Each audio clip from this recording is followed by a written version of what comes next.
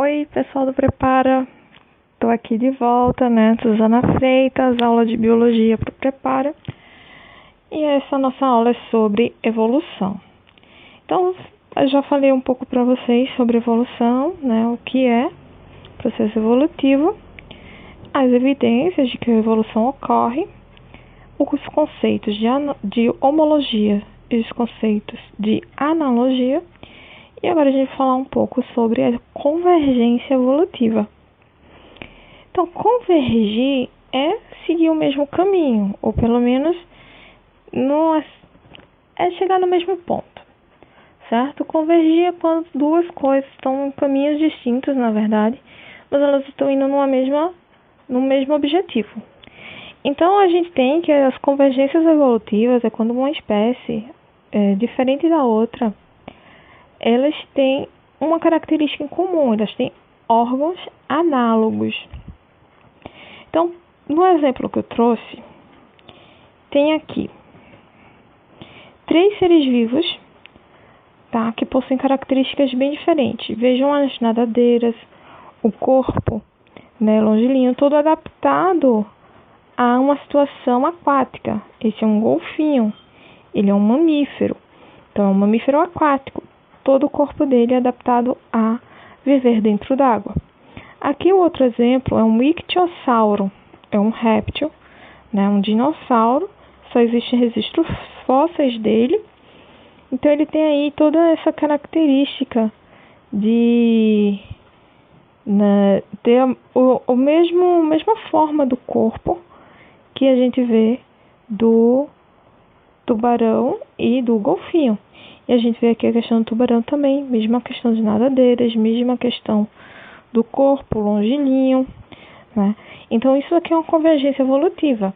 O golfinho, ele tem uma origem evolutiva, ele tem uma história diferente do ictiosauro, que é diferente do peixe. Então essa forma do corpo, cada um ser desse adquiriu de uma forma completamente diferente da outra. Eles são análogos, eles têm nadadeiras e têm corpos parecidos, mas cada um surgiu em épocas distintas e por motivos diferentes também. Então, a origem evolutiva deles é diferente.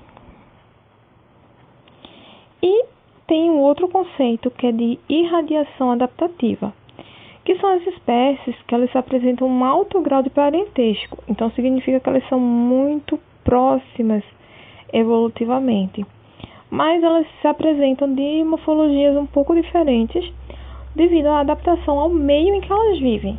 Então, dependendo da forma de se alimentar, o hábito de escalar, o hábito de cavar, isso acaba dando a elas formas, morfologias diferentes.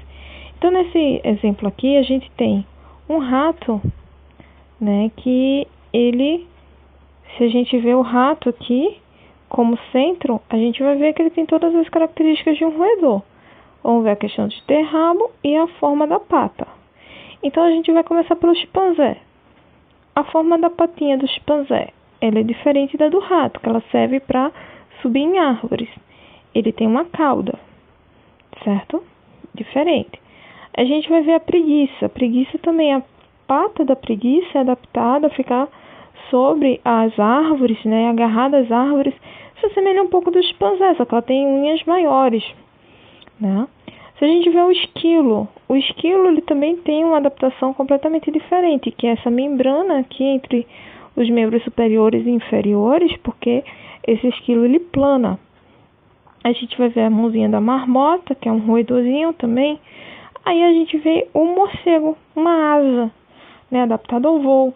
A topeira já vai ter uma mãozinha adaptado a cavar. O castor, uma mão também adaptada, o membro superior adaptado aí a pegar coisas, Ele é um roedor, ele vive no solo, mas ele é basicamente um roedor. E, basicamente não, ele é um roedor, enfim. E aqui o leão marinho, que tem uma nadadeira, e a baleia também tem uma nadadeira, certo? Aqui a gente já vê o urso com uma pata, com garras, e o antílope, que tem para corrida. né? E o lobo, que vai ter uma outra adaptação nas patas. Então, todos esses seres aqui são mamíferos. Todos eles são evolutivamente parecidos. Eles têm ancestralidade comum, mas cada um deles tem uma adaptação ao modo de vida. Então, o que um antílope faz não é a mesma coisa que um urso faz. Então, a pata de um urso é de um jeito, a pata do antílope é de outro. A mesma coisa a baleia, a mesma coisa o castor e assim por diante. Certo? Então, isso a gente tem entre ancestrais comuns, mas eles são aí um pouquinho diferentes. Bem, e aí quando a gente fala de teorias, a gente vai ver que as teorias elas são baseadas no até onde a ciência foi. Então, ela vai ter bases bem distintas de acordo com o momento histórico. A gente começa com o pensamento fixista. A biologia começou a ser desenvolvida na época em que o fixismo estava dominante. Então, o que se acreditava era que Deus criou os seres tais quais eles são hoje. Então, sem evolução, né? E a partir daí foi que foi surgindo novas crenças. Por exemplo, Lamarck, ele fez a questão do uso, do desuso e a transmissão dos caracteres adquiridos. O que Lamarck falava? Né? De que um organismo, quando ele não usa mais uma estrutura, ele para de passar essa informação para o seu descendente. E a partir daí, os descendentes daquele ser vivo não apresentam mais aquela estrutura, já que não tem função. Né? As ideias de Lamarck, elas logo quando surgiu as ideias de Darwin, elas foram deixadas um pouco de lado. Mas hoje a gente sabe que tem alguns fundamentos e algumas coisas podem ser explicadas por Lamarck. Aí se fez uma releitura, tá? Lamarck ele não é utilizado na integralidade da ideia dele, né? Como ele propôs especificamente, mas a lei do uso e do desuso e a transmissão dos caracteres adquiridos está sendo feita uma releitura disso, né? Trazendo as ideias genéticas aí para explicar algumas coisas. E daí surgiu Darwin, essa teoria de Darwin, ela tem um outro contemporâneo de Darwin, que é o Wallace, tá? Então, a gente pode dizer que é Darwin e o Wallace, a teoria da evolução. Só que daí, a de Darwin especificamente fala de seleção natural, de que o mais adaptado sobrevive. E daí essa característica é passada para os ancestrais, né? Então, são as ideias que a gente discute hoje em biologia, a questão de evolução, e tudo isso, né, deu origem ao que a gente chama do neodarwinismo, que também é conhecida como teoria sintética da evolução, porque ela agrega uma avaliação genética e a variabilidade dos organismos. Então, a gente integra aí uma análise de como está ocorrendo a transmissão genética para os descendentes e também a questão da ocorrência de crossing over, de mutações, de coisas que podem de fato influenciar no processo evolutivo.